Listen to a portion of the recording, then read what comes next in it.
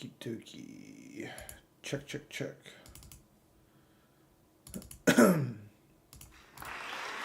Cool.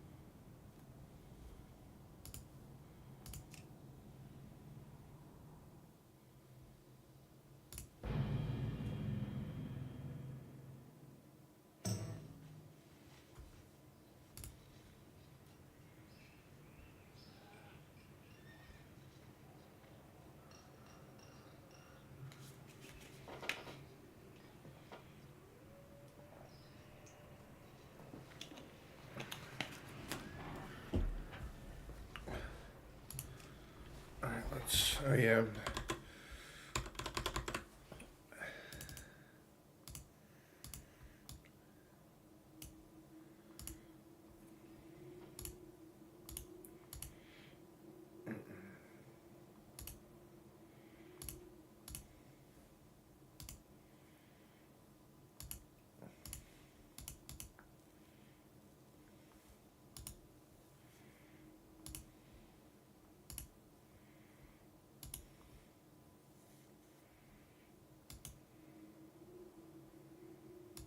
Ugh. Okay.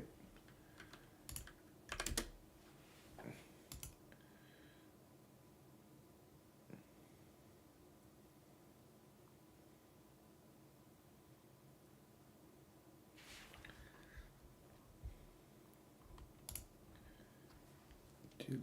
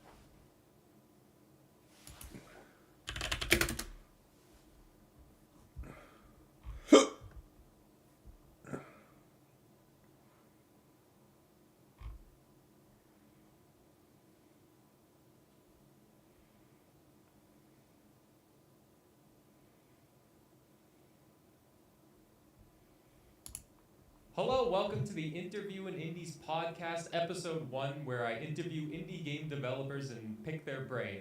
I'm someone who's never made a game, so let's just get that out of the way. But today I'm joined by Ruby Dev, the creator of Tiny Rogues. Yes, hello. I made a game. You made a game. You've made more than Tiny Rogues, that's for sure. I've done some research, but Tiny Rogues is only your published game on Steam, right? Yeah, basically, I went to What like can I do for you? I have like a computer science Alliance. degree, and Can I like help you? the school was a game development minor or major or See whatever you you later. call it.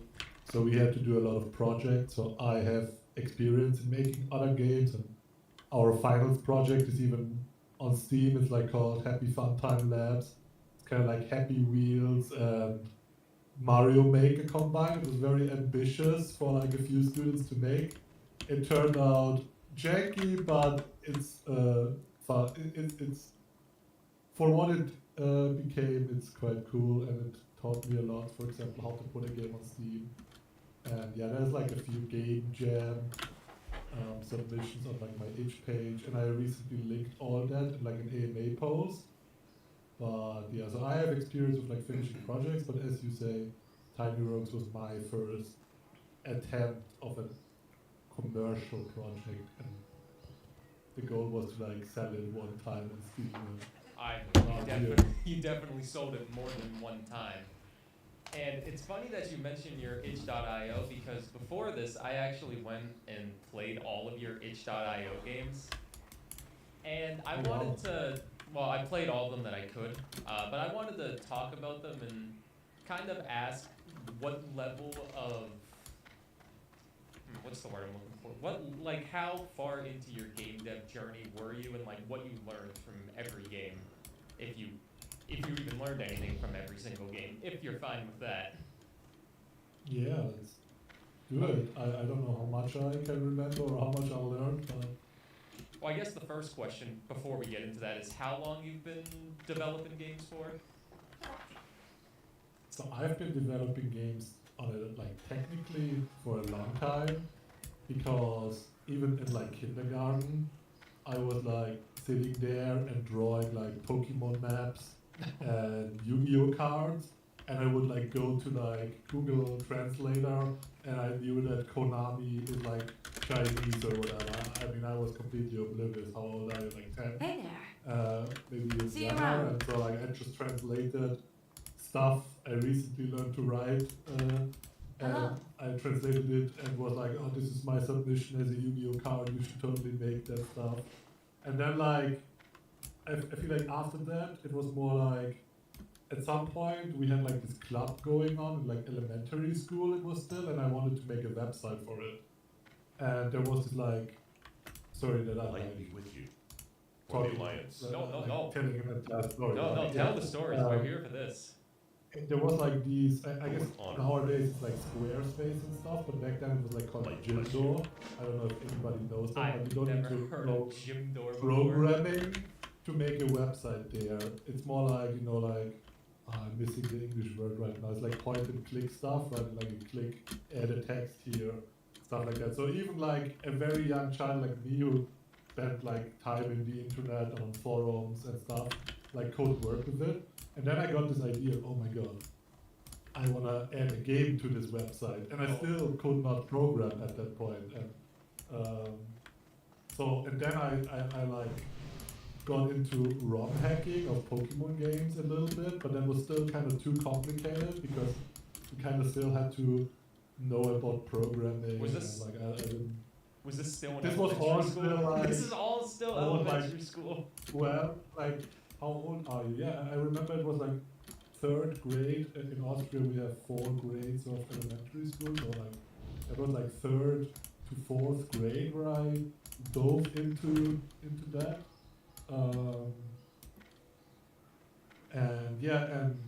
I didn't understand anything about ROM hacking, but there were like pretty sophisticated like map editors already, and that was kind of like something that a child in that age could understand. So I would like draw maps and stuff, and then like hit the save button, and it would appear in game. So that was really cool. And then I kind of like got into RPG Maker, which is a program or like multiple programs that you don't actually need to have any programming language for, and there's like so many tutorials and stuff, and it was like a huge thing back then, and there is a lot of people using them, and like I said, making tutorials and stuff. So I got more and more into that, and then like as I got older, I still made RPG Maker games and stuff. And then eventually I decided on this. I mean, this is a more complicated story, but I'll simplify it a little bit. I got to like studying, and then I found out that in the nearest city there is actually like this kind of like computer science bachelor, and they have like a focus on game development. So then I finally learned programming, and that studies, although my studies there started in 2018. So Wow, only like 6 years.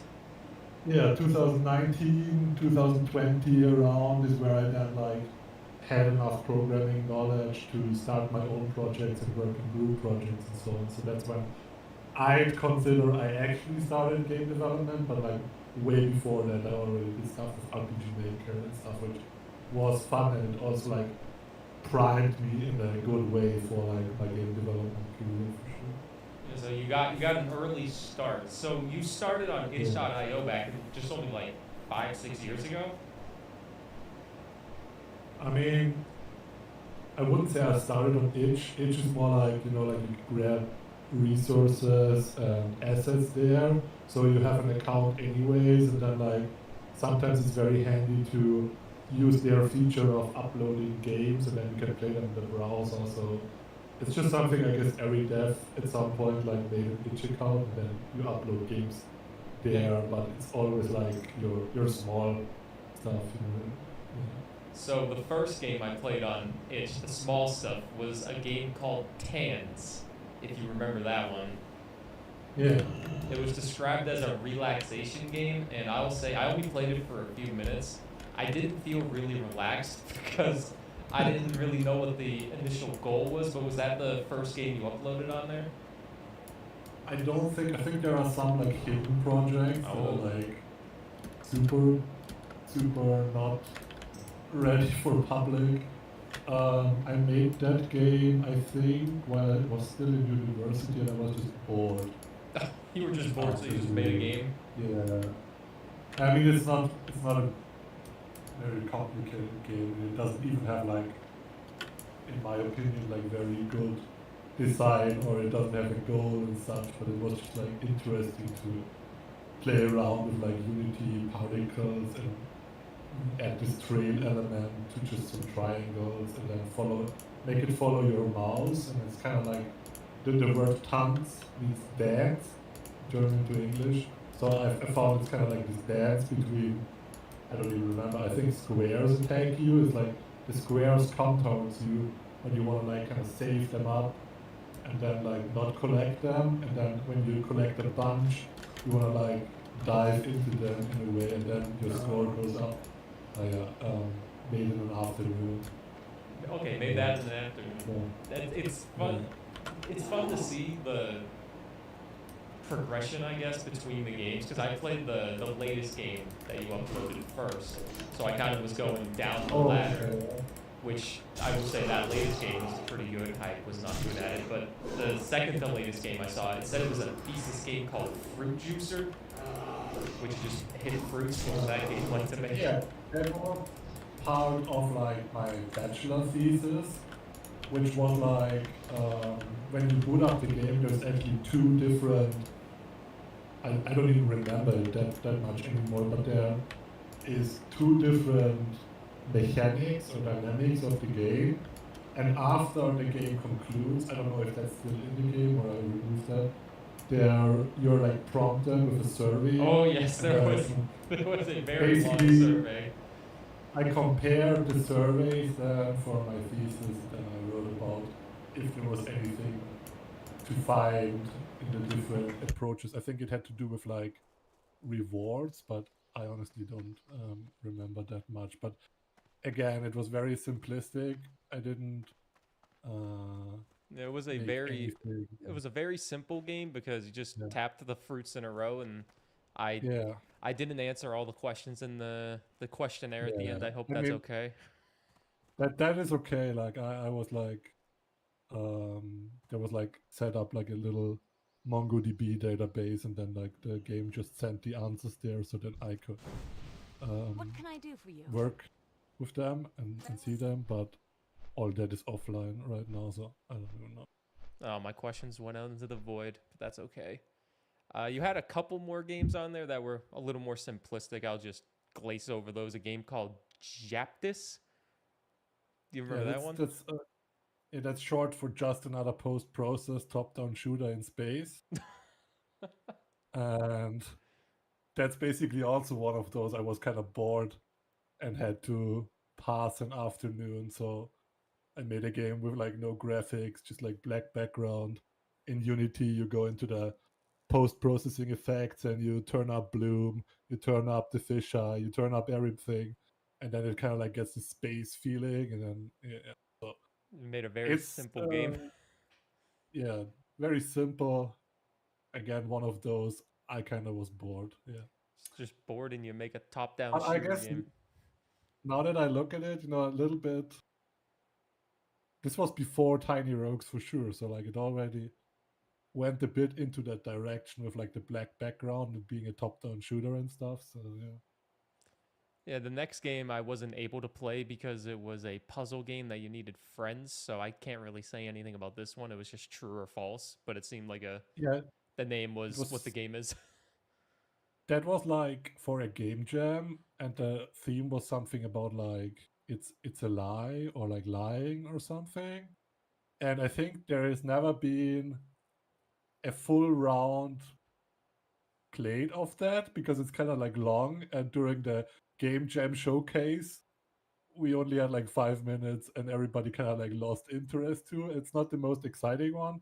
It's kind of like I don't even remember. I think it's like it gives you random facts, and then people have to vote if it's true or false, and then like That seems like a good concept uh, for a game. I don't know yeah, if it would be yeah, it's kind of like like a Jackbox party mini game, but like as its own its own standalone thing. thing.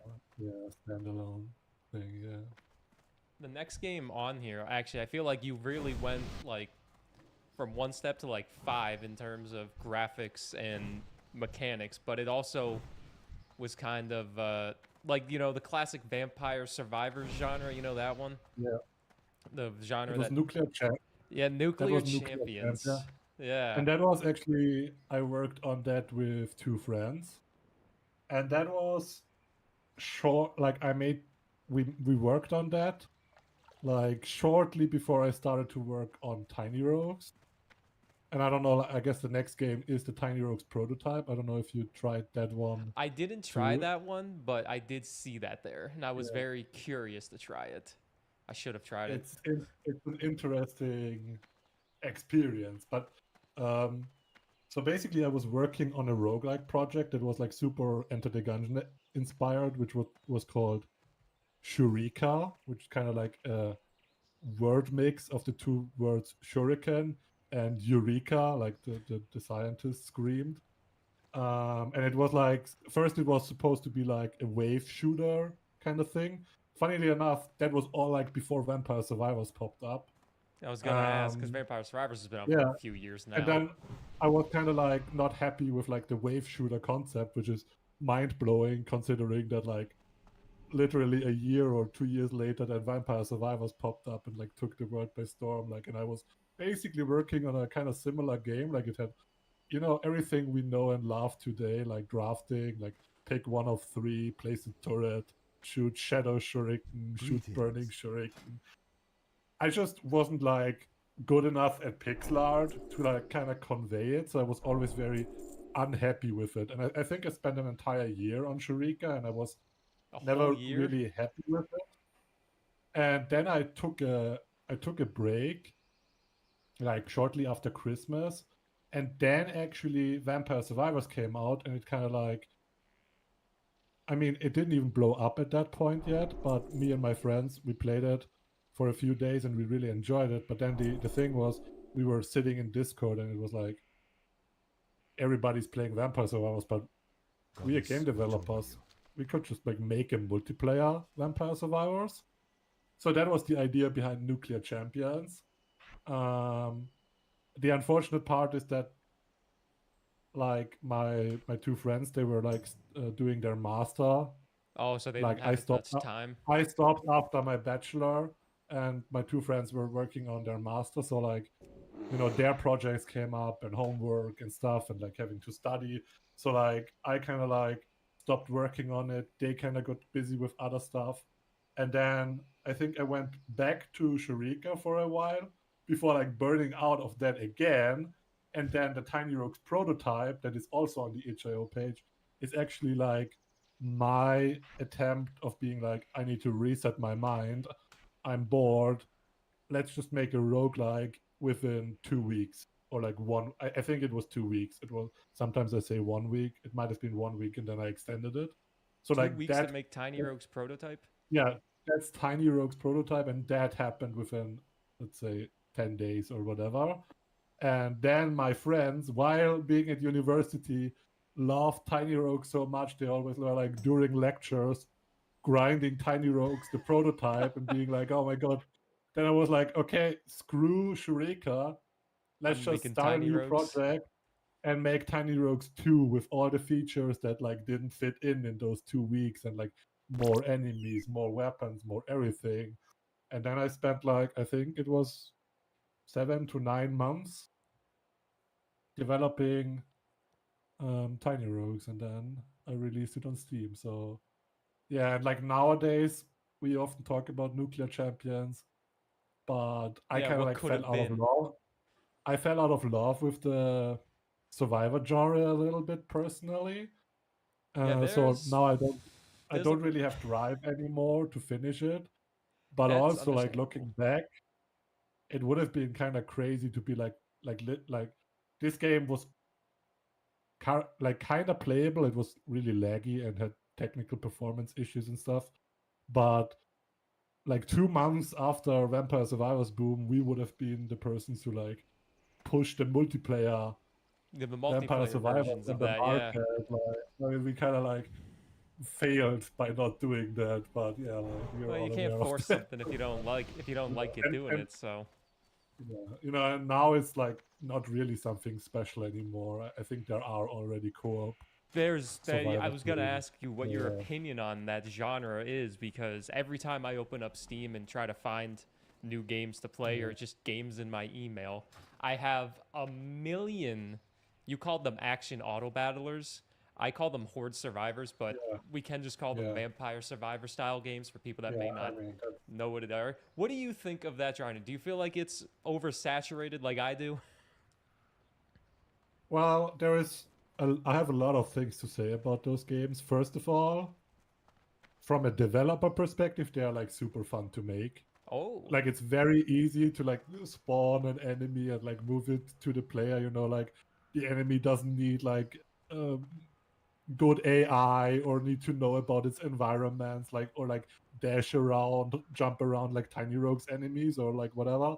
They just like move towards you. That's like super easy to make. It's like 2 minutes of work, and then like you just implement cool weapons and special effects, and you like so like it's a fun genre to make. And during game jams, even I'm sometimes like, dude, what if we just like vampire survivor this like genre? So like I can get it from like a developer perspective why it's so popular, because it's so easy and quick to make and it's fun to make.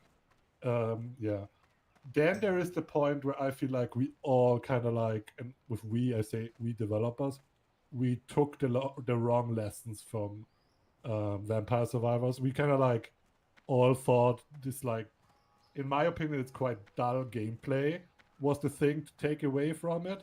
But I feel like what we should have taken away from it is how like well Vampire Survivors does like gamifying stuff, like when you open the chests and the animation and how awesome it feels, yeah. and stuff like even like putting the XP into like these like crystals and stuff. Like before all the games on the market, like you kill the monster and you gain the XP like kind of invisible, but like putting it into like this little pickup felt so good. So like there is lessons to be learned from Vampire Survivors that are like really really valuable, but I feel like everybody just kind of like turned it into an action auto battler where you don't do anything.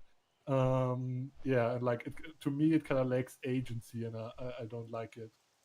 Do I you don't feel like like it it's a that good much. Yeah. starting point for developers though? I don't have any development knowledge, so I think make like you said they're easy to make. Do you think they're like a good get your foot in the door type of game to get yourself into development?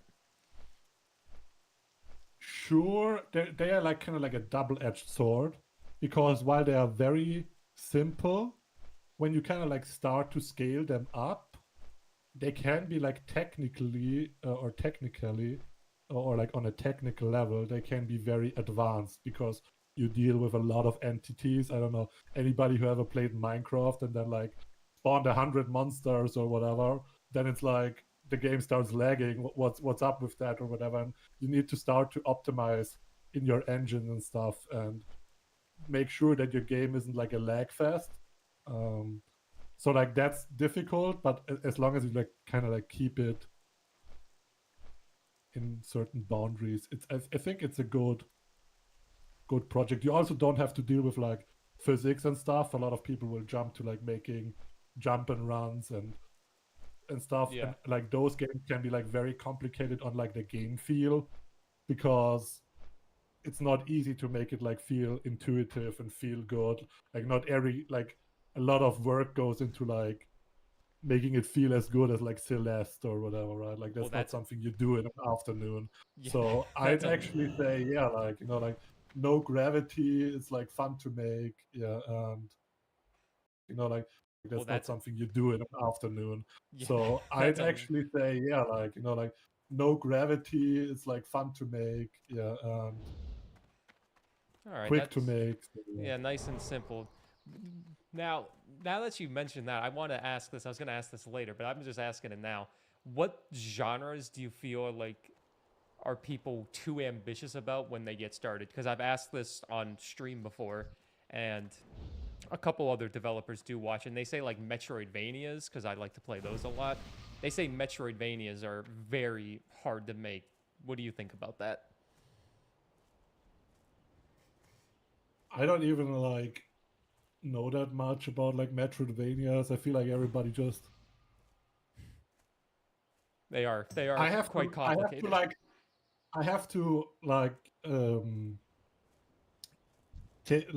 look at this from like two perspectives, because I can look at this from like my game designer perspective, where like I have a lot of hot takes and a lot of, I guess at this point, also knowledge and stuff.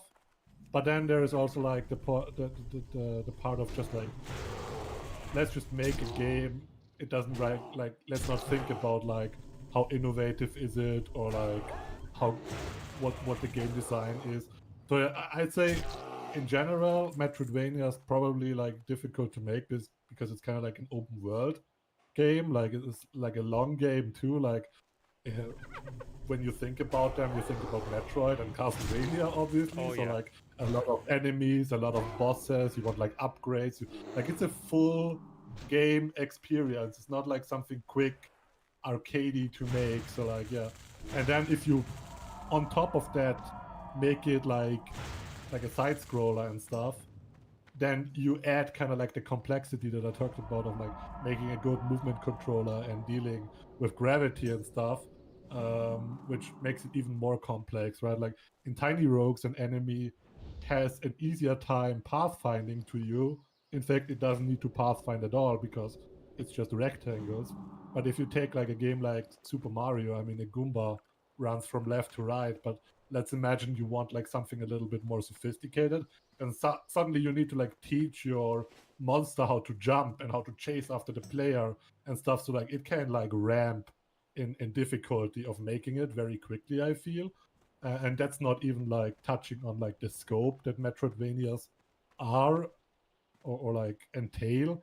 And also like if you want to make a good Metroidvania, I feel like you want to like pump it with content, because people are going to compare you to like, well, this game only has 2 bosses. Why wouldn't I just play Hollow Knight, where I can fight Yeah. against 30 bosses and stuff? Like, so like there is a certain level of content associated with different genres, and you kind of like want to deliver on that front, like in a way. So yeah, They're hard. yeah. All right. Well, now that you talked about Tiny Rogues, I do want to talk about it, but I also want to mention the last game that you made on itch.io, which I think I saw you tweet about it initially when you made it as a game jam game, and it was Match Yeah. Parade. That game was actually, I played it a few times, and I thought I did pretty good winning in 2 minutes, but it turns out like the world record for that game is like 50 seconds, and I didn't feel the greatest. So what was that game? Was it like? No, I don't even know how to word it. Yeah, That how was was developing like that? that was like way beyond Tiny Rogues. That was like, I think this year I made that, and it was for a game jam from like a Discord with a few developers, and we kind of had this a restriction of using like this card asset pack. And yeah, at first I didn't have an idea, but then I saw the cards also have like these Uno cards in a way. So I got the idea to like match them, and then I just made a high score chaser out of it in a way. I think it really shows how like, because that game was like, actually I don't remember how quickly I made it. I definitely less than I definitely spent less than a week on it, Yeah, and I think it game jams shows are how, typically fast. yeah, it showed how good I am suddenly at like making things feel good in a game, like making this punch and like adding a little particle or a shake here and there and like doing that quickly and getting more eye for it, I feel like. So that's like one of the things I took away from it. Yeah. I mean, it was a very, very fun little game, that's for sure. You might have some potential there after Tiny Rogues, which is your Yeah. big ambition for sure, because you still have like a handful of giant updates planned for Tiny Rogues. I think like Match Parade, which is what it was called, is like it's like I don't know if it's weird to say that, but in my mind it's a little bit away from just like polishing a little bit, fixing it, making good leaderboards and stuff.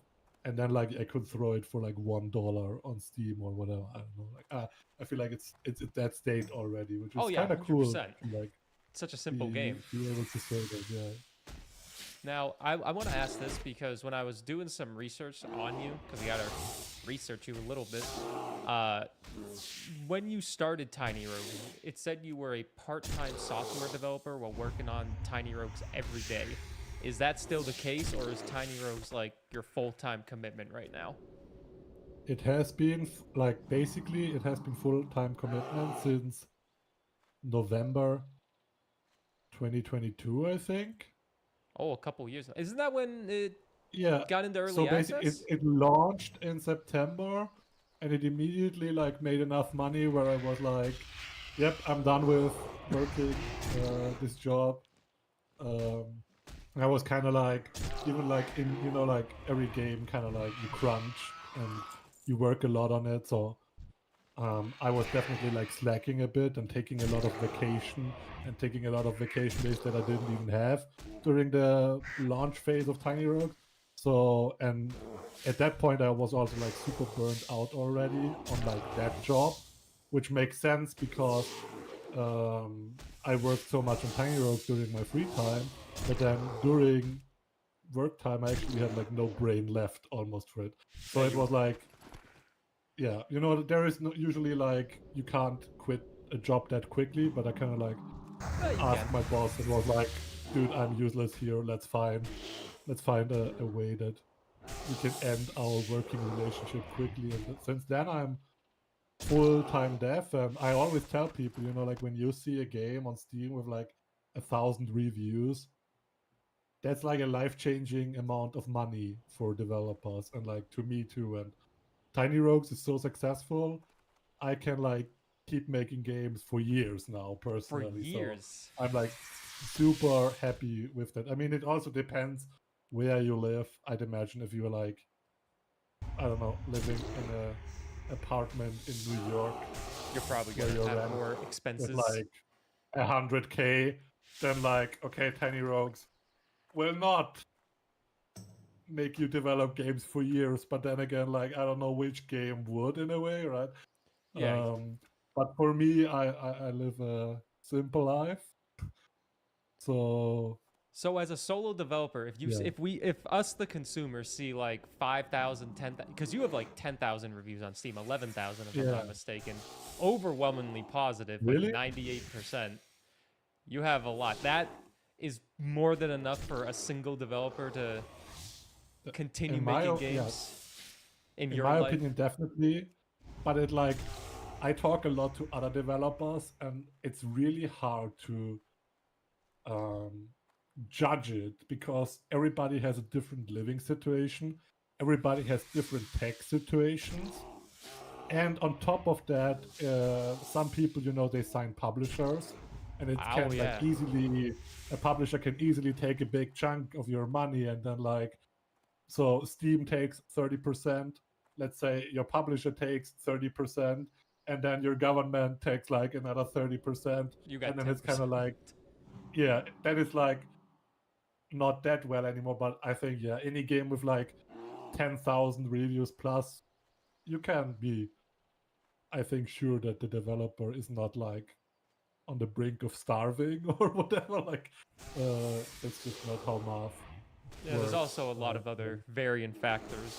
that I should have mentioned with the type of game they're making, how many assets they need. But you mentioned publishing, and I am unaware with publishing and 100% how it works. I know publishers help fund the game, but you're self-published. Did you not reach out to any publishers, or did you just find it was more cost effective to do everything yourself? I didn't plan on Tiny Rogues like being this successful and big. It was basically just my stepping stone, like getting like the goal was put a game on Steam and be able to like earn like I said, like sell one copy or like earn $100 from it or whatever. That was the goal.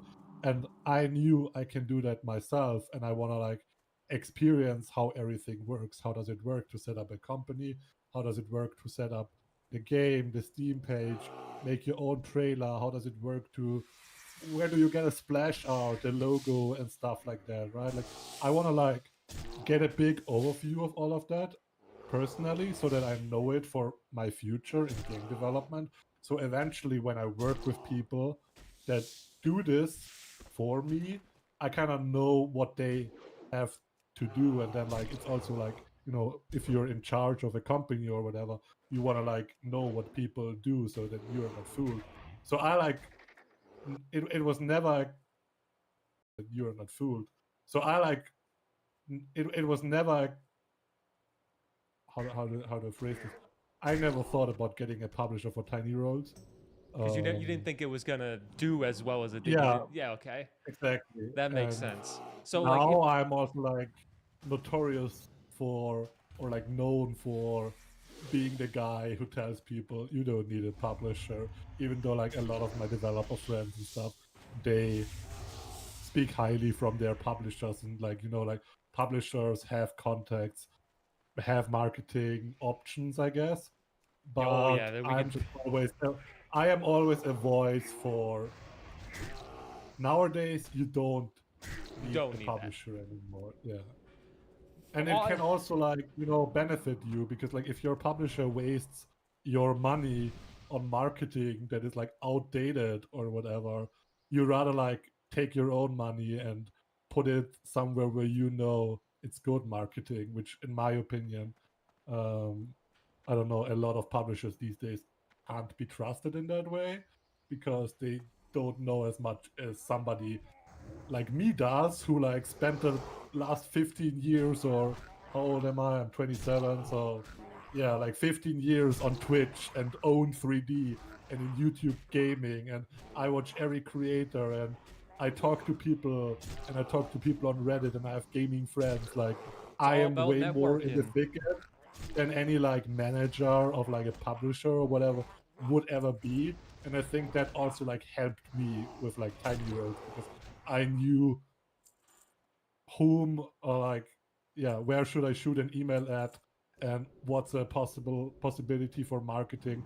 And also like when designing a game, it matters, you know, like you really like want to speak to gamers, and a lot of game developers are not enough like in the thicket to know like what do people like. But like I knew like people like items, people like stats, people like finding legendaries and stuff, you know? Yeah. And like that's how you get people, and that's how you sell a game, I guess, in my opinion.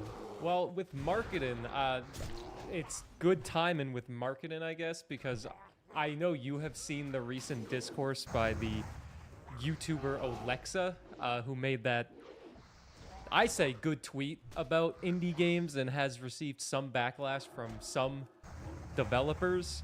And I feel we will be in agreement where content creators are like, do you think content creators are like an indie developer's like best friend in terms of marketing? Like, I tend to like, how do I say? Like, first of all, yes, I agree. Like content creators, bread and butter, most important thing. You need the content creators because they like hype your game, they bring an audience, and then after that audience picked up your game, then you can suddenly rely on like Steam's like stuff like the Steam algorithm. the Steam algorithm doesn't help you at all if you're unknown. But if like a big YouTuber or whatever brings a wave of people to buy your game, then the algorithm. I might be actually wrong on that. I don't follow any like how to market your game stuff. I could be completely wrong with that, but in my experience, it's like you use the content creators to then like leverage like the Steam algorithm and like newspapers, news magazines, news articles online and stuff, right? Like that's how and like word of mouth is also important. In Steam, you have your friend list. And if somebody plays a game there, do you see, oh my god, they've been playing this game for like 3 days. What is this What is game? this And then you game? I check need to it play it out. too. Yeah. So yeah, definitely. I mean, I still am so thankful to Retromation, who like immediately played Tiny Rogues, and Oh, I love he's Retromation. quite the big content creator, and Oh he's yeah, in the like roguelike doing scene. he and you and Alexa and like all the people, you're doing God's work out there. Like no matter how small of a content creator you are, I still tune into like content creators with like 10 viewers or whatever. Oh yeah, that's Because 10 like people right there it's that could be so enjoying your yeah, game. so important. Exactly. It's so important to like this entire sphere. And I I try to be I like to give my hot takes and stuff on Twitter, and like I don't have Twitter Blue and stuff, so like I need to keep myself short. But yeah, I can imagine that for like some game genres, it's like very hard because I don't know. Like when I think I'm making kind of like a mix of Gungeon, Diablo, and Isaac, I just think like okay, like you gotta like message Retromation, Northern Lion, you gotta message you and stuff. Like you gotta message, I don't know, Bear Taffy people. But then I don't know, like if you'd make like something more obscure, like a puzzle platformer, like whom like Yeah, I'm not in that sphere. you got to do I a lot don't of know who research to for that. message, so I just like try to not seem too arrogant because like there is different genres, and I feel like Tiny Rogues is like a blessing because I love to make Tiny Rogues. It's the exact game that I like to play, but it's also a game that a shit ton. Sorry for using shit. No, I don't no, know no if worries, no it's worries. I swear all the time. like they would also like to play, but there is definitely people out there who like make a historically accurate card game, single player. I don't know. That's a storyline, visual novel, and that's like, okay, like you might just be like in a bracket where not as many people want to play that, but like for me it was very simple because like top-down roguelike shooter items upgrades, that's like everybody eats that up, and I also like am very fulfilled and satisfied working on this game because I love it. So I am lucky in that case. Yeah, definitely. You're lucky that you. I mean, I do think even if someone makes a roguelike game, you need to have a good formula with it and like an actual good product. Because I get tons of emails that I need to respond to. Sorry to the developers that email me. I get tons of emails, and sometimes the games just they don't really look. I don't want to say bad, but they just don't look super inspired, you know. But Yeah, I definitely get that. I'm like, I know people that try every game and they can see the good in every game, and they look at a game and they're like, wow, this looks awesome.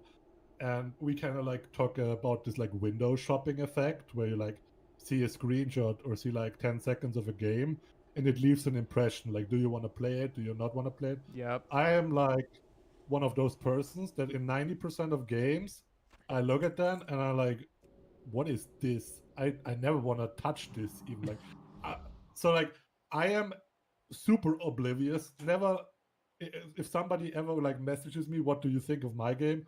Don't ask me. I am a person. I had a bet going on with like a friend that was about like backpack battles, and I was like, I don't know if this is gonna be successful. It looks kind of weird to me. And they were like, you know, nothing. This is gonna blow up. And what It, happened? You know, it backpack backpack battle battle. I blew feel like up. it. I So feel like like it blew up more in the demo than when it fully yeah, released, but still, it blew up for sure. they did very well, and like it's an awesome game now. And I just like always think about like Game of Thrones and like you know nothing, Jon Snow, and so it's like you know nothing, Ruby dev, because like I am oblivious. I look at a game and I'm like, what is this? I would never make this. I would never play this. Yeah, I mean, it took me like 2 years to play Brotato. Oh man, that's a great game. The way I yeah. got, I'll say the way indie devs market their game at times. For Brotato, I got that game in my email, and I'm blanking on who made Brotato. Oh god, what's their name? Blobfish. Blobfish. He emailed me, and the email was literally just, "Here's my game, enjoy," with a Steam key, and I was just like, okay. And Brotato is obviously like the biggest arena shooter out there. It just added co-op, but I can't remember what your email said. I think your email initially went to spam, which sometimes I do check. But yeah, my email was a crazy one because it was. So I kind of personalized every email, which is something I would not advise on. I think that's still good though. I did go to their YouTube channel, and then if I saw like, I saw you play a lot of The Binding of Isaac, and I made a game that is kind of like that, I would put that in. That was like my level of personalization. Or like, I saw you play Hades. Hey, I made kind of like a scuffed Hades, so maybe you're interested. That's kind of my level of email personalization that I put into my emails. But I also had this part of like, I made this game. It's a mix of Archvale, Enter the Gungeon, Nuclear Throne, Diablo 3, Path of Exile, Dark Souls, and like I think there were like 2 more games or whatever. So like then people kind of like, some people I caught off guard with that, and they were like, this sounds like a curious mix of games, and then that's, for example, I think how I got Retromation, because he like mentioned that immediately in his first video, where like the dev talks about this is like a game abomination of like 10 different games. So yeah, like it worked out for me. But I also had like a key and a link to the trailer and the basics. That's something that I feel a lot of developers struggle with, is actually like selling their game. Like when I look for a game, the key is obviously very nice to give a free key out, but a lot of developers don't link their Steam game. They don't sell their game. They don't personalize it, which isn't as necessary. But like they don't link anything about the game. They just give me a wall of text of what the game is. And it's like, well, I need some links. I don't want to Google random game that I've never heard of, because then I don't know what's going to pop up. Am I looking at the right game? So I think you did a very good job on your marketing for sure, for doing everything yourself. I'm like a big fan of this. There's like a word for this when you do this pitch of my thing is like this, but with a twist in a way. Like, right, like I made The Binding of Isaac, but I don't know, blah blah blah. I think Ludwig like, calls that the yoink and twist. The yoink and twist, exactly. I really like that personally. I don't know if content creators like it too, but I feel like it makes a lot of sense, because if you are a channel with 1,000 Isaac episodes, then you might not be that interested if somebody messages you with, I made Celeste, but it's in space. But if somebody is like, I made Isaac, but it's with knights, I don't know. Like, I mean, a little bit simple, maybe, but yeah, but not very inspired. It 100% works. Like, like in my email, if I see someone mention like Enter the Gungeon, you have me immediately hooked in because of how much I liked it. It's just that simple. But I feel like, I don't know, now I'm gonna throw out a question. I feel like bullet hells and top-down shooters, while I would also count them into this genre of is fun to make, is easy to make, like moving projectiles, it's fun, the player movement is easy. They are not popular currently. There's very few bullet hell games. You only got the bullet heavens, which are the Vampire Survivor likes, and then like it's all like roguelike, deck builder, auto the deck builder has taken over. There is not much Enter the Gungeon Nuclear Throne stuff anymore. Like we are kind of past that, and it's, I think, also something that went well for me, because I kind of like snuck past this hype train of bullet heavens and deck builders, and then there's suddenly like, oh, there is still like a bullet hell, a traditional bullet hell game.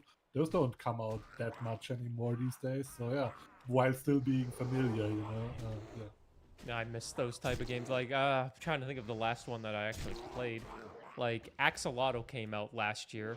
I think that game was good. Had a few things wrong Yeah. with it, but I think they're still working on that. That's a good one. Axolotl. I genuinely can't think of like any. Like Yeah, Nova Drift recently came out, but that's Nova Drift recently, yeah. like There's asteroids. there's the one with like you play as like a asteroid and you swing like the enemy projectiles will enter your orbit and you fling them back. Asteroids, I think that one's called or something. Is it asteroids? Yeah, like Yeah. that one is really cool. And I've had that one in my backlog. So. I've had that one in my backlog for so long, and I just haven't been able to pick it up yet.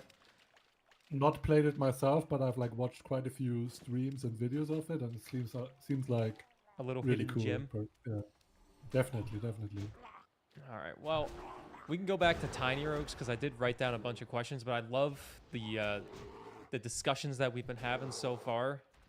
So I want to ask you as a developer a couple smaller things in the development cycle and see if you think they are, I guess, a vital thing to have while making a game. Sure. So I guess the first one would be something that I personally love, and if a game doesn't have it, I'm more inclined to not play it, and it's achievements. Do you find them to be a necessity? Are they hard to implement? And your achievements, by the way, are great because they're all named after classic rock songs. Yeah, or like not just rock songs. There's also some pop is mixing in it and stuff. Yeah. Achievements are something that was not that much on my radar when I made Tiny. Like, I think every game should have achievements. Like, it's like a basic feature of Steam, and it's like too free to not do.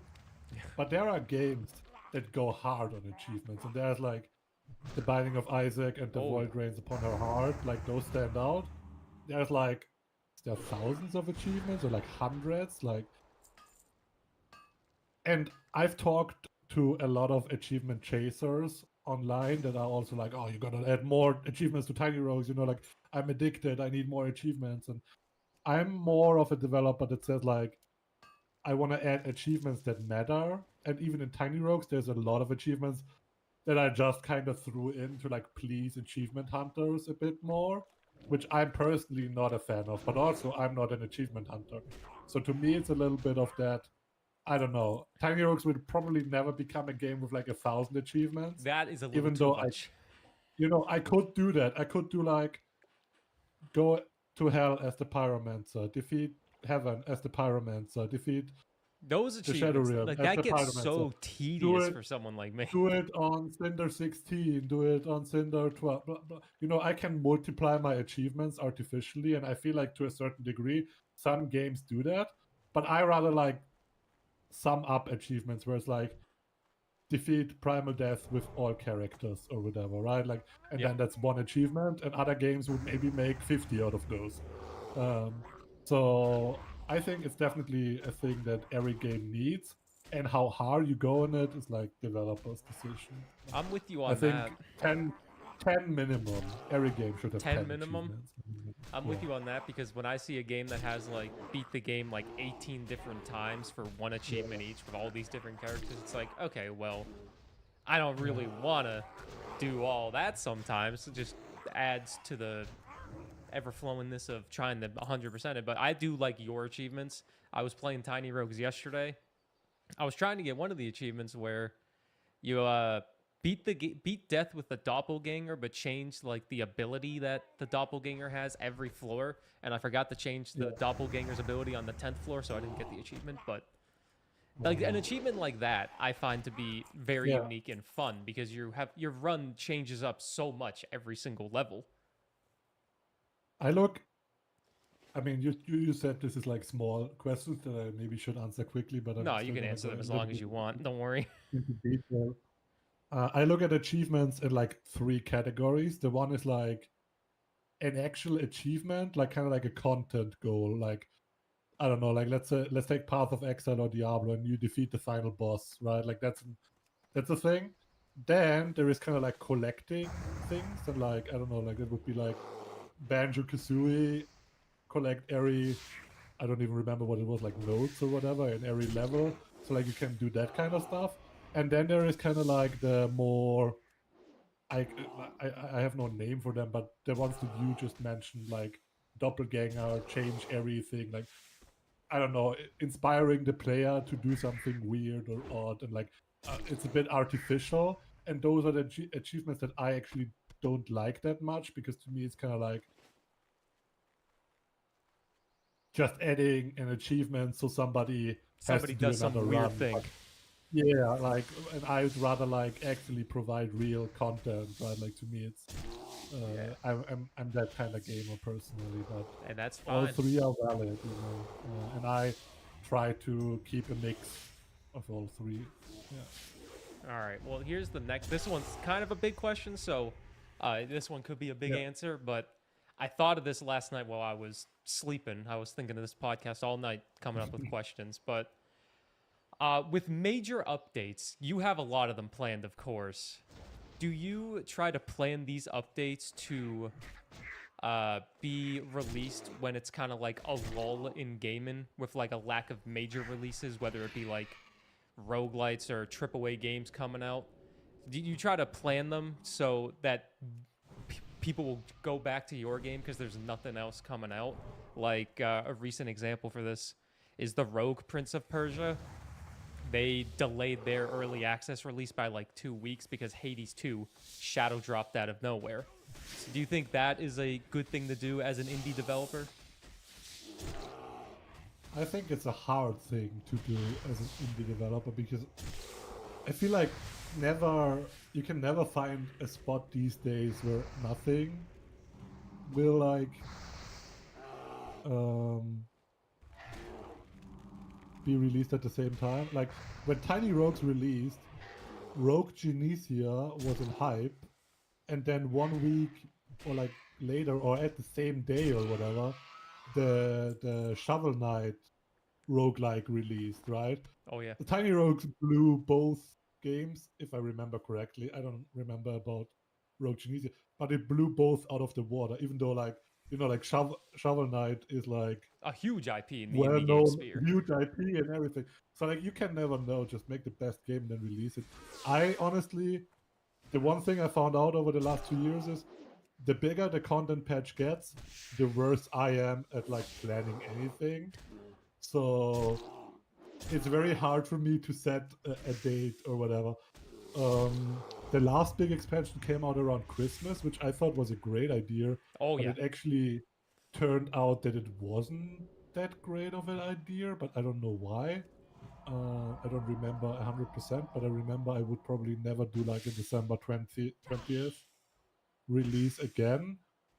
The last update, or like sometimes I even like do the opposite, where like I do updates that I want to like have less eyes on them and draw less attention. So like at that point it can be like helpful to do an update for a game when something else drops, because then like people can, you know, there's still gonna be some people who play it and they can find bugs and issues, and then I can fix them, and I don't have like a big shitstorm against me or whatever. So like I do Yeah. that sometimes. I remember But in when. general, No, continue. I don't know, like in general, the only thing that I do as a Path of Exile player is that I usually try to like not hit the same week that is a Path of Exile League release So you can play date, Path because of I wanna, Exile. yeah, I wanna play there myself, and I know that a lot of people also play there. So I usually just slot in somewhere else then. With the But if other games should do it or not, I mean, sure, you can pay a little bit of attention, but don't I worry about it think too much, you think? don't worry too much. The biggest problem is gonna be the thing that Wonderbot talks about, is where like content creator bandwidth. And if there is like a lot of games that people play and that are new already, then it's like hard to like get somebody to make a video about your game. So yeah, but it's kind of easy to check, because I don't know, for me it's like you go on to somebody's YouTube channel and they just got done uploading Brotato episode 128. and nothing else comes up for like weeks, then it's like, yep, I have a chance here, like. Yeah. But if it's like showcase, this transitions into a serious, then it's kind of like a problem, because there's no space for you. Yeah, with your last update, you said it was bad timing, but the last major update, I guess, it was between Heaven and Hell in Tiny Rogues. I remember it. You reached out and sponsored me. Thank you for that. That was awesome. I You're thought welcome. that update was very good. It did have its negatives, in my opinion. The biggest negative, and I remember a lot of people's biggest negative, was with how much text was on the screen to read, which I was fine with reading some text. I can read, but I can understand that you have to appeal to the short attention span that a lot of people have nowadays. Did you feel like that was a major priority to fix, even with it being released around the holidays? I think, I mean, I recently fixed all of that, or like I fixed it to a degree where I am happy now with the amount of text. Oh yeah. But it happens very rarely that games go this hard on like trying to improve their systems and reworking everything. I just was very unhappy with the previous implementation of Tiny Rogues, where it's like what I consider dull these days, like, oh, okay, 30% attack speed draft. I don't know, like, is that really that interesting? Not to me. So I really wanted to improve that. And then another big point of critique that Tiny Rogues always got was like, there is not enough information. What does this do? What does that do? So for Heaven and Hell, I kind of like overcompensated. There was so much new stuff, but I also tried to like make sure that everything is explained everywhere. I was far from doing that, but I tried it, and it was a lot of crunch, and it was like very ambitious. I just used a lot of words to convey the information, and sometimes the information was useless. And so the most recent update cleaned it up. There is still items that have a lot of text, but I'm personally fine with it. I think like Tiny Rogues will always be one of these games where like an effect might be 3 lines long, but it conveys what you need to know. Yeah, it also needs that because a certain complexity can also be appealing in these games. Like, again, I kind of like make Tiny Rogues for myself in a way, and I don't find it that appealing anymore to like, if I get offered a big draft of 3 things and it's plus 30% damage, plus 30% attack speed, and plus 1 health, I'm like kind of disappointed because I'm like, I'm always picking the best one. There is not really build crafting here and stuff. And that's kind of like what I love about Path of Exile, like looking at the big skill tree. What am I going to pick up? Which unique items and legendaries do I combo together and stuff like that. So like I want to like make a roguelike that also invokes those feelings. And sometimes it just takes a little bit of text to convey the effect. And I'm fine with that personally. So yeah, I played yesterday, and the text I felt was at a perfect amount. I also liked all the changes that I did notice, mostly with the classes having like a little secondary ability with the right mouse button. I thought that was a great change. I also think your meta progression is kind of quite unique compared to everything else, and it's not just the simple stuff like you said where you just get more damage, more health, all of that. You have stuff that really changes up the run and can really lead to a bust and run, but you gotta do the research and figure out what you want.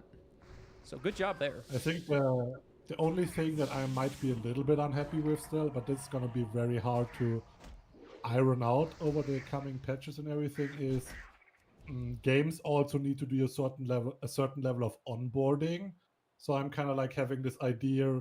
I recently watched an episode of Alexa playing Tiny Rogues. I don't know, like it randomly came up and is like, oh, was it the spinning the wheel roguelite? Yeah. I was able to watch about half of that. And then like on the first trade selection, he like got offered 4, and they all were kind of like text heavy immediately. So it was kind of like, oh my god, a lot of text suddenly appeared. So like I feel like it would help if games or like Tiny Rogues, like you can ease players into it, and it also makes sense from a build perspective. So I'm looking into maybe on the first trade selection, it should be more like foundational traits, like this grant spinning orbitals or whatever, like something easy to understand, not a lot of text. And then the later it gets into the run, the more specific things that bombard you with text could appear more often. So I'm looking into stuff like that. I also tried it on like a meta level where like the ranger and the knight and the sorcerer have like really simple passive abilities compared to, I don't know, pirate, who is like the 30th, like 31st character to unlock or whatever. You got It's so fine many if pirate characters in there. it's fine if pirate has like a big wall of text as an ability, but I think like ranger is probably the second class everybody plays because you die as the hero and then you unlock this bow guy and it's a top-down shooter, so let's play the bow guy. That guy should probably not front you with that wall of text. So I'm like growing and learning and adapting tiny rogues, and sometimes it can, not work, because if somebody like Alexa returns to his tiny rogue saves after 5 months of not playing, then like those systems would not work because the game kind of like assumes, hey, you just got done with defeating heaven or whatever, you're fully into the game.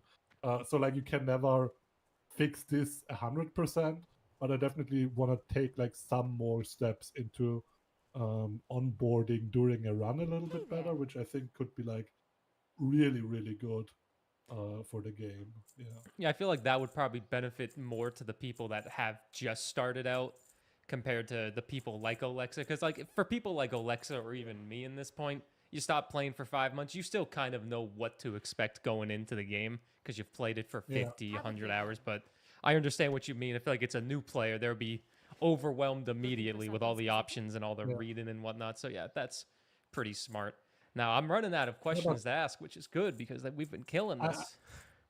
One more thing is just like, Yeah. even from, it's not just like from overwhelming the player perspective that this feature would make sense. I feel like also like from a build crafting perspective, it kind of like makes sense to like lay a foundation. Like some traits are like very specific and super in deep Safe already. travels. And if the first draft offers that option, Step on up. it's kind of never an option, and that's kind of not fun. Like again, like I want to like offer drafts that are interesting to the player. So yeah. Oh yeah, That's why I'm 100%. King's thinking honor, about it, friend. but that's a tangent. Are you? What's oh god, I remember you. The last major update, you teased the next like 3 major updates, and I'm blanking on the name of the next one. But do you have any ideas? Have you been crunching, I guess you could say, for the next one, or are you kind of taking a more So steady pace? I announced 3 expansions after Between Heaven and Hell, and some people ask me like, how do I even come up with that? But funnily enough, this podcast we talked about like the Tiny Farewell. Rogues prototype, Yeah. and there, like, believe me or not, but there is like a super scuffed Google document, and Open it for details, stuff like go into the abyss after defeating death and blah blah blah. So like that's for me features that have been planned for like 3 years now. So it's not something that I added on to scope creep. It's literally the reason why I ticked the early access box, like checkbox for Tiny Rogues, is because See you the later. game is not done yet. Until this like Google document of like features See you around. is like done, the game is not done.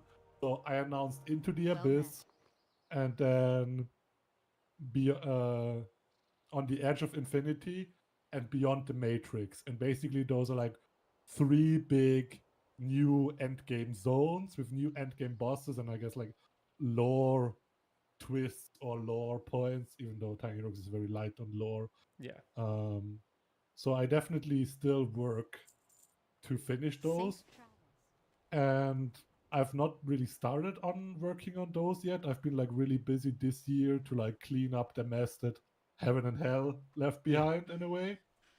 What And can I do for also you? Have a good hope that I'm finally done reworking the entire game, because first Heaven and Hell was a big, like going through every weapon, going through every item, finding new effects and stuff. And now like the cleanup update, doing this again, going through every trade, cleaning up, focusing my vision, focusing the game's vision and everything.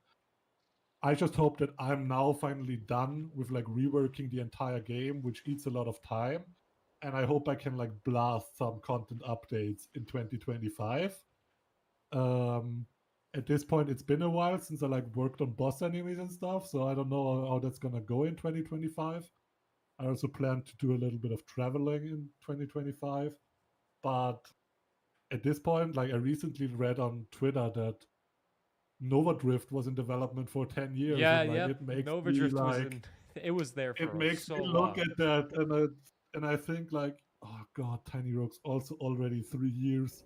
The I 3 really years, you thought this got is gonna be plenty of like time though. They were in early access since 2019.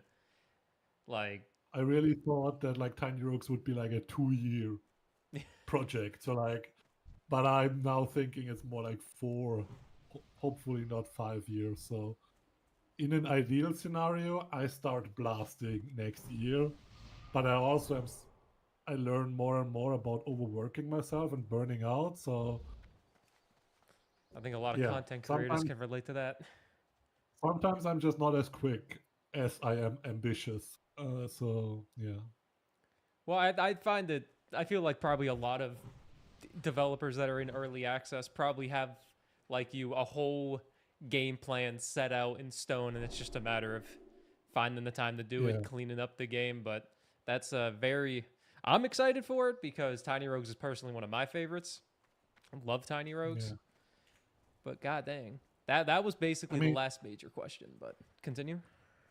when I set out to make Tiny Rogues, and I know comparison is the thief of joy, but I compared to Isaac, and I never played. I played Isaac in the Flash days, but not since then. I kind of like don't vibe with the gameplay that much Oh, anymore. don't say that I out don't loud. like People might get mad at you. I don't I don't like the 4 directional shooting and stuff, but Yeah. you know, it adds to Isaac. Isaac is like claustrophobic and it's like it adds to the atmosphere. The gameplay also adds to it.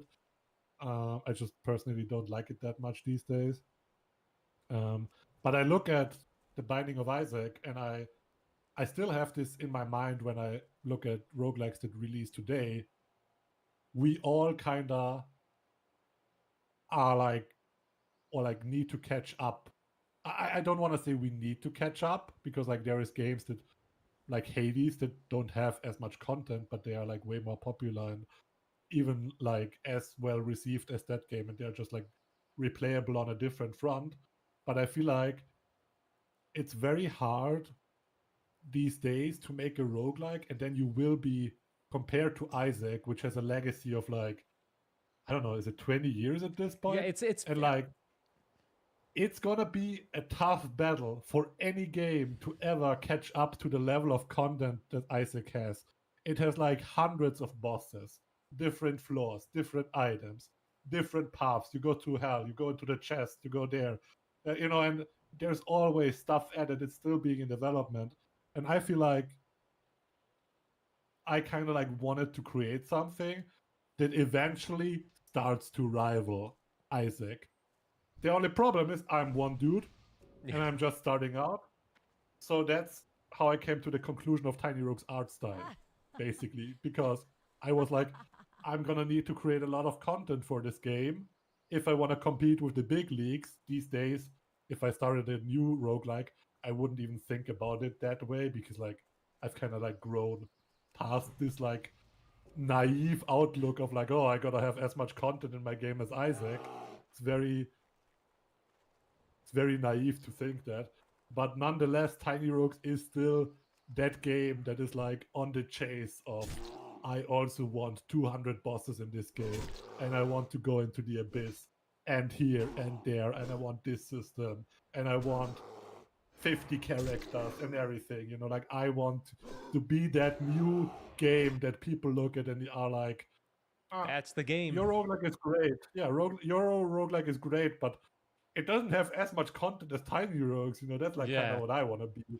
So that's like it makes me smile to think about, and it's like why so many expansions are planned to for it. I mean, if anything, I think you're probably the closest thing to the Binding of Isaac. Like you said, it's been out for 15 years, 20 years. It's been out for so long, Binding of Isaac. It's had so much time to Yeah. cook and become what it is. And it's the same with any genre, really. Every genre has its own giant in roguelites. You can say that with really any game ever. Like there's Risk of Rain 2 for the third person co-op games. There's Enter the Gungeon for top-down shooters. Binding of Isaac for whatever the hell Binding of Isaac is. There's Hades, Darkest Dungeon. And it's so hard to compare, like if you're an indie dev, I imagine, hard to compare yourself to those games or even live with the comparisons because you're, like you said, you're one dude, maybe a couple people.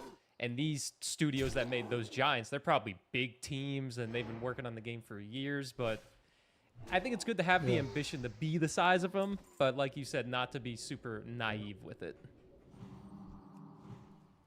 Yeah, totally. I still think that, like, so for example, the idea that every floor can have different bosses and stuff obviously came from Isaac. And I think more roguelikes need to do that again.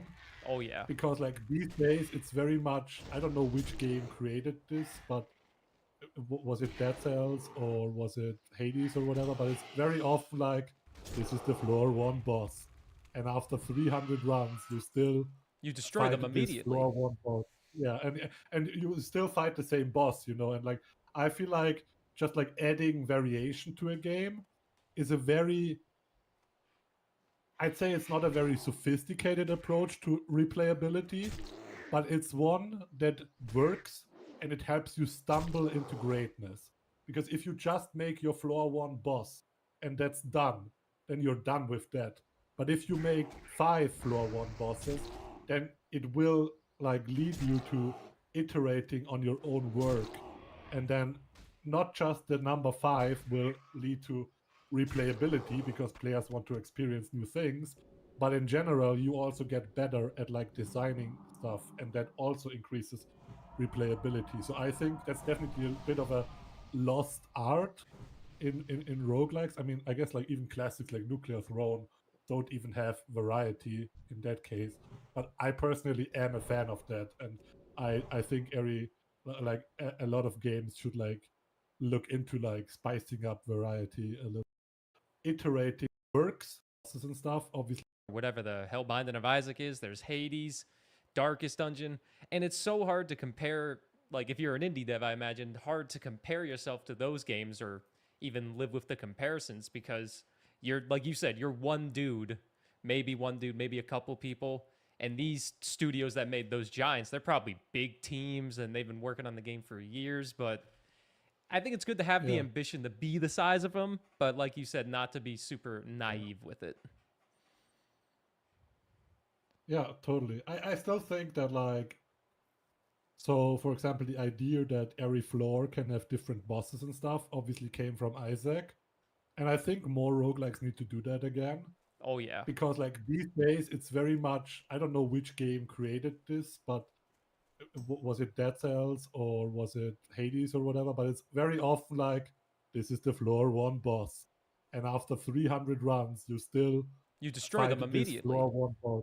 Yeah, and you still fight the same boss, you know? And like, I feel like just like adding variation to a game is a very...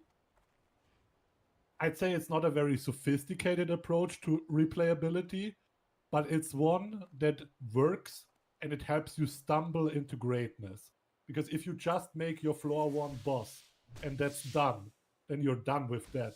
But if you make 5 floor 1 bosses, then it will like lead you to iterating on your own work.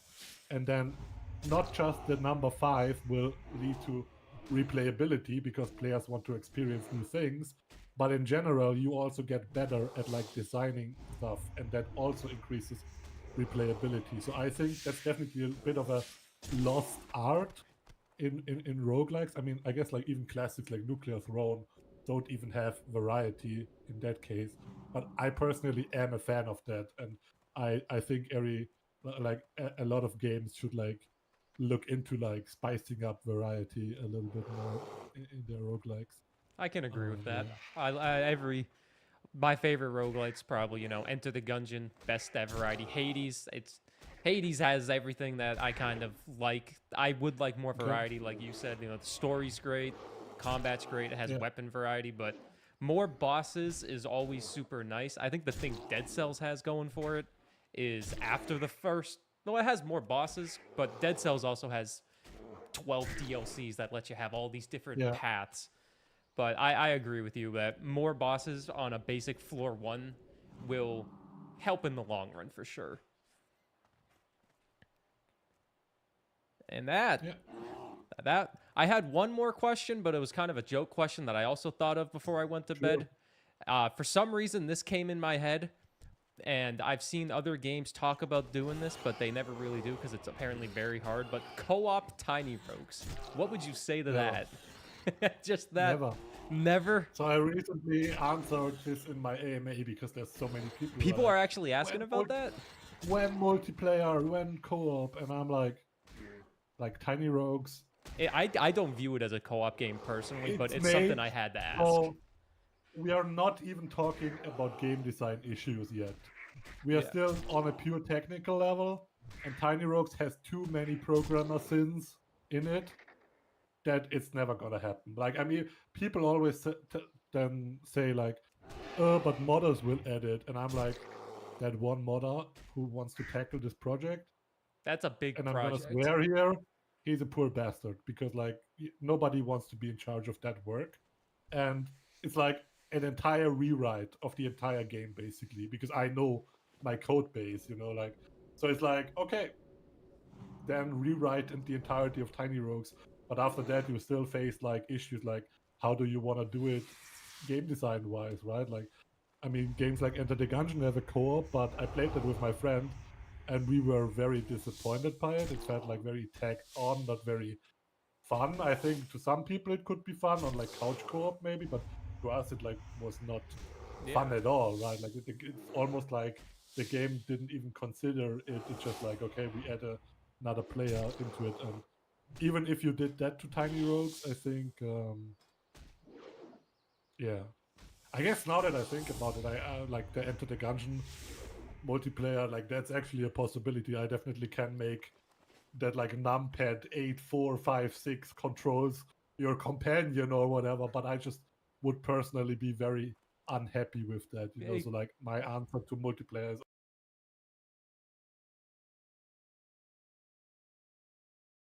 Give me a second, guys. I'll be back. Give me a few minutes.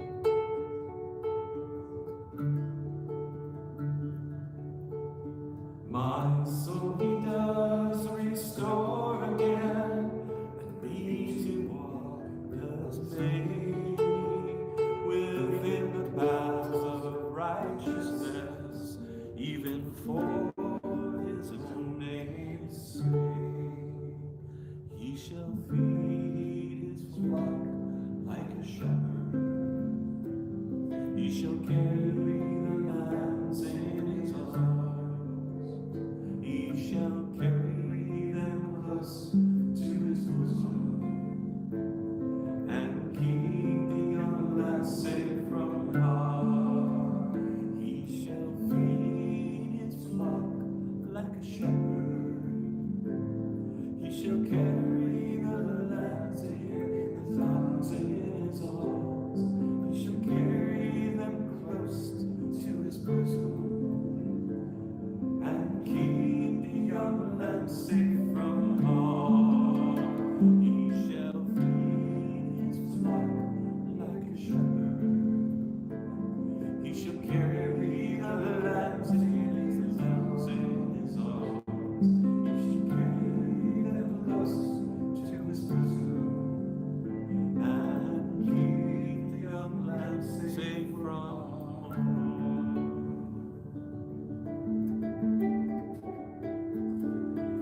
My table now has furnished in presence of my foes. As always, no. I it think won't that's a happen good in one Tiny Rogues. because Binding of Isaac's working on multiplayer, of course. That's taken a while, and that's obviously a very huge game. Dome Keeper has talked about multiplayer, but they're also having a very hard time with it. I just had to ask because I don't view it Yeah. as a co-op game, really. It's just a simple game you pick up and play, but I wanted to hear your side of it, and that's kind of what I expected. Yeah. I am more interested in like multiplayer features, and I'm thinking like Dark Souls, like I don't know, like leave messages on the floor, That or is fun I stuff don't know, right there. summon a character of your friend, but it's not like controlled by your friend, but maybe like a ghost, or like stuff like that. Like not saying that will ever happen for Tiny Rogues, but I'm more interested in like asynchronous features, or like I mean there are plans right now in Tiny Rogues to add like a card mini game basically, and like it would be fun if you could trade cards with your friends and stuff. So like I definitely look into like social systems and asynchronous multiplayer stuff. That would be fun, but like the traditional local co-op will never happen. I still think it would be like super cool to like, you know, like reinforce some social aspects and like play it kind of together with your friends, but like more like how we played Pokemon Blue and Red, and like I trade my Pokemon for your Pokemon in that way. Like that could Yeah. be fun. Like the community came up with like Soul Link challenges where you both play the game, and then like I don't know, if you wear a chess piece, the other guy can't wear a chess piece. Yeah, or that stuff. Stuff like that, you know. So that would also be cool, and like that's a possibility for the future, but there are no concrete plans right now for any of that. Stuff in the future. That's the good stuff. Yeah. And really, I think that was all the questions that I really came up with. We discussed absolutely everything. That was incredible. Where can people find you, Ruby? Tiny Rogues on Steam, and then I guess Ruby Dev on X, formerly known as Twitter. Or Tiny Rogues on Twitter works too. Yep. The Tiny Rogues account on my Twitter is more like less shit post, less Yeah, shit it's posting, professional. less opinions. It's more professional, right? Like on like my own Twitter, I will talk about my cats and give my game dev hot takes. But Tiny Rogues Twitter is more like, oh, here's an announcement for a patch. Here's a teaser or whatever. So yeah, Follow both Twitters regardless. Yeah. Also, of course, for anyone that's watching this on YouTube, Tiny Rogues and all of that information for Ruby will be in the description. I don't know how Spotify works yet because this is my first podcast, but I will figure it out. So big thanks to Ruby for joining me. And yeah, that's all, I guess. Thank you for having me. Oh, yeah. Thanks for being here. Goodbye, people listening to a podcast.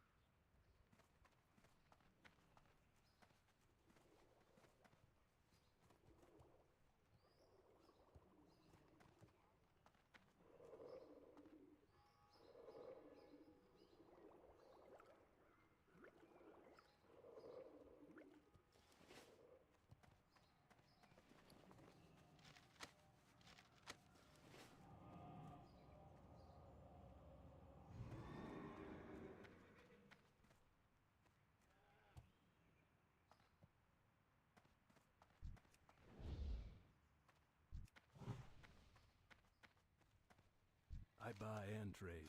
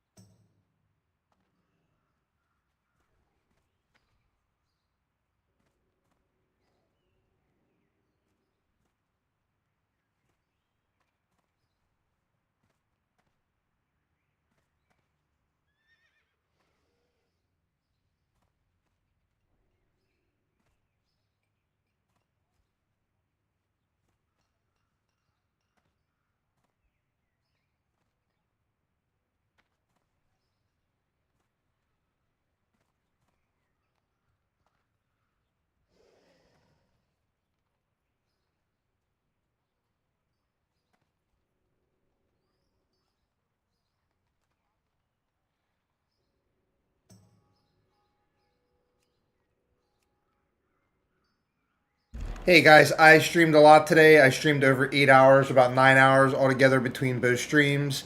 I'm going to get some rest. I'll be on tomorrow. Like and subscribe. And I'm going to also make that video tomorrow of the ace that I got in Valorant, in the ranked Valorant match. So, alright, catch you guys later. See you later. Good night. Like and subscribe. Butterball's losing her voice. Alright, catch you guys later. Peace.